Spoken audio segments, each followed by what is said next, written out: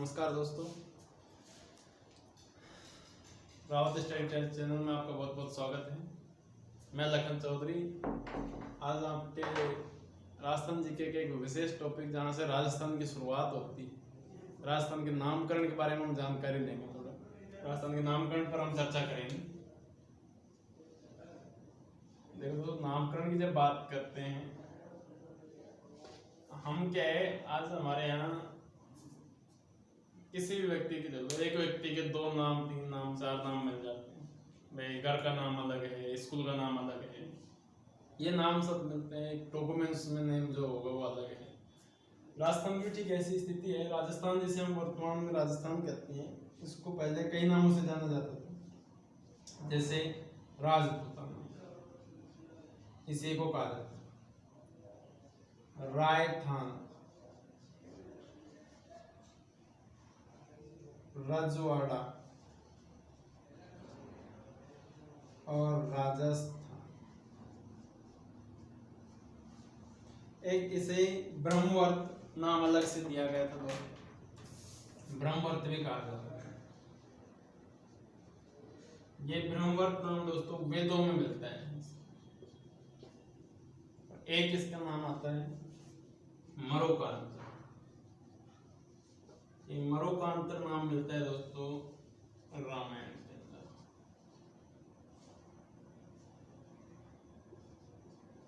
रामायण में मरोकांतर नाम मिलता है।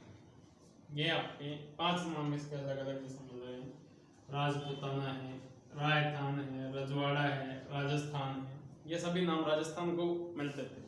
राजस्थान के नाम हैं जो अलग अलग समय अलग अलग व्यक्तियों के द्वारा 2 नाम आपको ऐसे याद रखने हैं। एक तो ब्रह्मवर्त था, तो ब्रह्मवर्त तो आपके वेदों में मिलता है, वेदों में भी ऋग्वेद में मिलता है। यहाँ मरुकांतर की जब बात करें तो मरुकांतर शब्द रामायण के अंदर मिलता है दोस्तों। इन सब में से अलग अलग नामों की जानकारी लेनी है, सभी के किसने किस समय किस पुस्तक में ये नाम दिए। सबसे पहले एक नाम आता है दोस्तों राजपूताना।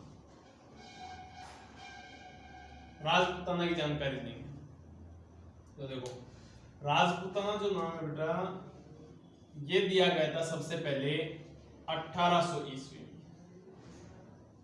इस शब्द का प्रयोग किया गया था और 1800 ईस्वी में दिया था ये जॉर्ज थॉमस ने। जॉर्ज थॉमस पहले व्यक्ति थे बेटा जिसने इस भूभाग के लिए, यानी जिसे अपना भी राजस्थान कहते हैं, इस भूभाग के लिए सबसे पहले 1800 ईस्वी में राजपूताना शब्द का प्रयोग किया था। अब ये राजपूताना जो शब्द दिया गया 1800 ईस्वी में बेटा मौखिक रूप से दिया था।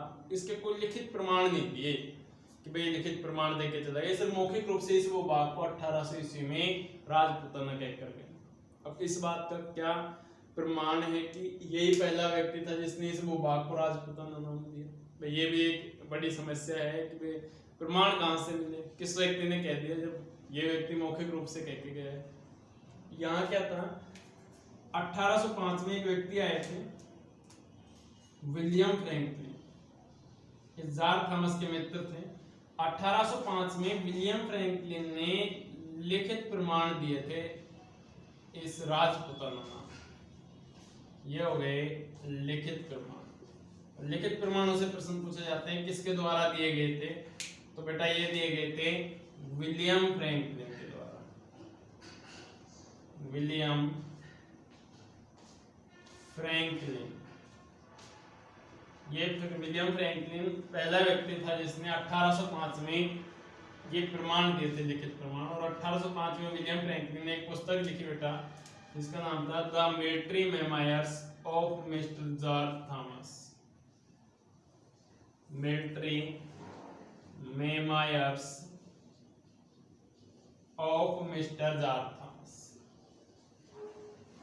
Of mister George Thomas.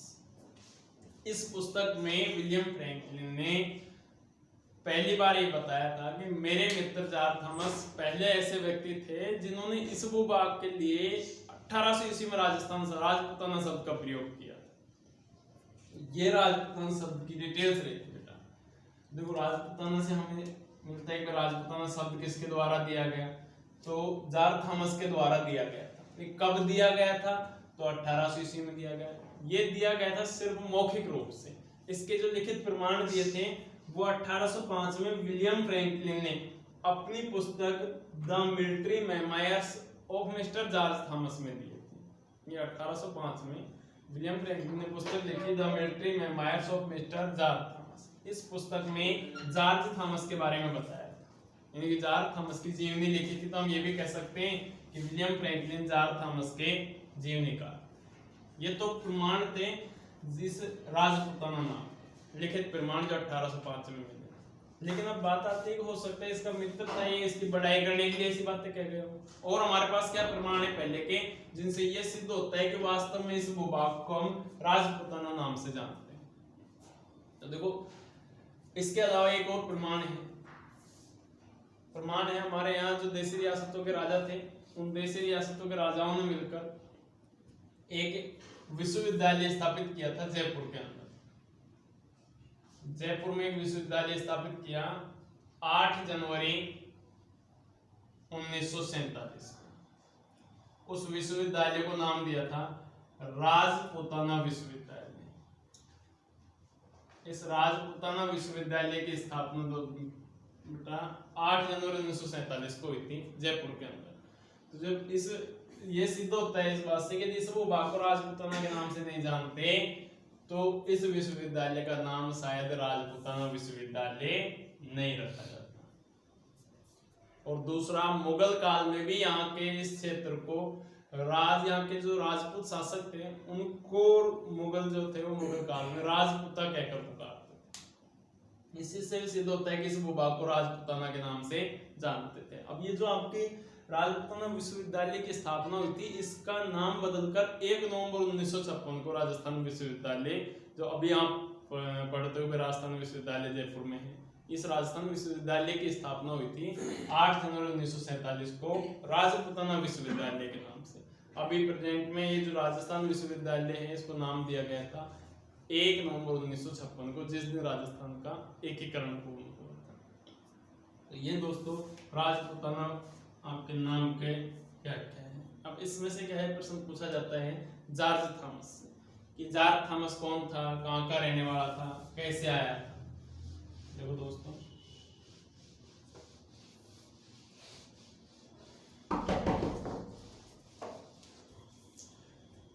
सबसे पहले जॉर्ज थॉमस की बात करें। जॉर्ज थॉमस था, ये क्या था, आयरलैंड के निवासी थे।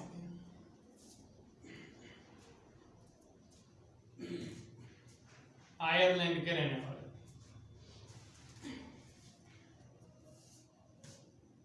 ये राजस्थान के शेखावाटी प्रदेश में आए थे सबसे पहले। और देखो दोस्तों, शेखावाटी प्रदेश तो बहुत बड़ा है।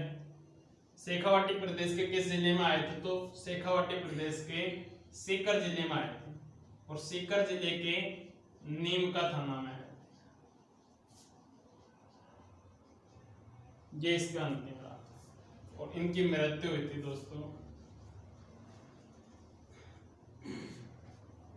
1802 बीकानेर जिले के अंदर। ये जॉर्ज थॉमस का इतिहास रहा। इनकी जॉर्ज थॉमस हमसे पूछा जाता है कि कहाँ के रहने वाले थे, तो आयरलैंड के रहने वाले थे। राजस्थान में कहां पर आए थे, तो शेखावाटी प्रदेश। एक बार पूछा गया है तो शेखावाटी प्रदेश में था उस समय। और शेखावाटी प्रदेश के सीकर जिले में स्थित नीमका थाना में सबसे पहले आए थे। नीमका थाना इस जॉर्ज थॉमस का आगमन था राजस्थान में। और इनकी मृत्यु वापस नहीं गए, इनकी मृत्यु हुई थी आपके बीकानेर जिले में 1802। ये तो आपके राजपुताना नाम की विशेषताएं रहती है। राजपुताना नाम कब किसके द्वारा दिया गया, लिखित प्रमाण कब दिए गए, किसके द्वारा, किस पुस्तक में दिए गए थे। फिर उसके अन्य प्रमाण क्या हैं, तो राजपुताना विश्वविद्यालय उसका दूसरे प्रमाण। यहाँ जॉर्ज थॉमस के बारे में जानकारी लें तो ये आयरलैंड के रहने वाले राजस्थान के शेखावाटी प्रदेश स्थित नीमका थाना सीकर आए थे। और इनकी मृत्यु 1802 में बीकानेर में हुई। ये तो आपके राजपुताना नाम के विशेषताएं रहेंगी। इसके बाद बात करें अपन राजस्थान शब्द की। देखो दोस्तों, राजस्थान शब्द के बारे में काफी उल्लेख मिलते हैं अलग अलग। जैसे स्पेशल अपन राजस्थान पे बात करेंगे। राजस्थान जो शब्द है, इस राजस्थान शब्द के प्राचीनतम जो प्रमाण मिलते हैं, प्राचीन प्रमाण सबसे प्राचीन कहाँ पर मिलते हैं प्रमाण? तो राजस्थान शब्द के प्राचीनतम प्रमाण मिलते हैं 625 ईस्वी के बसंतगढ़ शिलालेख में। बसंतगढ़ का शिलालेख है जो 625 ईस्वी का है। इस बसंतगढ़ के शिलालेख, ये शिलालेख रखा हुआ है सीमल माता या खीमल माता का मंदिर है। इस सीमल माता के मंदिर में रखा हुआ है। सीमल माता का मंदिर है सिरोही के अंदर, बसंतगढ़ सिरोही। यहाँ सीमल माता के मंदिर में ये शिलालेख रखा हुआ है। इस शिलालेख में प्राचीनतम प्रमाण मिले थे राजस्थान शब्द के। शिलालेख में अंकित जो शब्द था इस भूभाग के लिए वो था राजस्थानियादित्य। राजस्थानियादित्य, राजस्थानियादित्य शब्द अंकित। यहां पर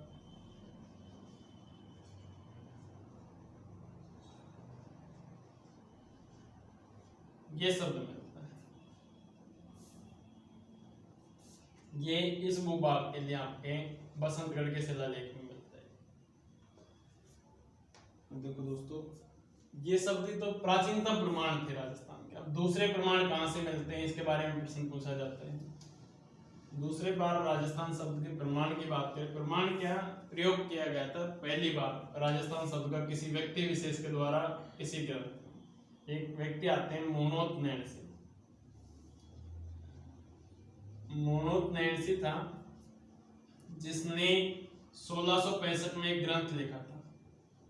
ग्रंथ का नाम था नैणसी ख्यात। 1665 में नैणसी ने नैणसी ख्यात लिखा था और इस नैणसी ख्यात में सबसे पहले राजस्थान शब्द का प्रयोग किया था इस मोनोत नैणसी ने। देखो, मोनोत नैणसी ने 1665 में राजस्थान शब्द का प्रयोग किया। और आपको जानकारी को लिए मैं बता दूं, मोनोत नैणसी पहले ऐसे व्यक्ति थे जिन्होंने राजस्थान के इतिहास पर लिखा था। नैणसी से पहले राजस्थान के इतिहास पर किसी ने नहीं लिखा और नैणसी के द्वारा लिखा गया ये नैणसी ख्यात जो ग्रंथ था, ये राजस्थान का प्रथम ऐतिहासिक ग्रंथ था, पहला ऐतिहासिक ग्रंथ, यानी राजस्थान के इतिहास पर लिखा हुआ पहला ग्रंथ। और ये नैणसी राजस्थान के इतिहास पर लिखने वाले प्रथम व्यक्ति।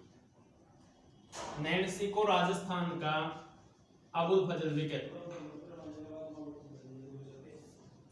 और राजस्थान का अबुल फजल कहा गया था इन्हें मुंशी देव प्रसाद के द्वारा। ये इतिहासकार आए थे मुंशी देवी प्रसाद। इस मुंशी देवी प्रसाद ने इन्हें राजपूताने का अबुल फजल कहा। आप विशेष ध्यान रखें कि राजपूताने का अबुल फजल मुंशी देवी प्रसाद। मुंशी देवी प्रसाद अबुल फजल था, अबुल फजल को मुंशी देवी प्रसाद ने कहा। तो दोस्तों, आगे की बात अगली वीडियो में करेंगे, आप बताएंगे आगे की चीज।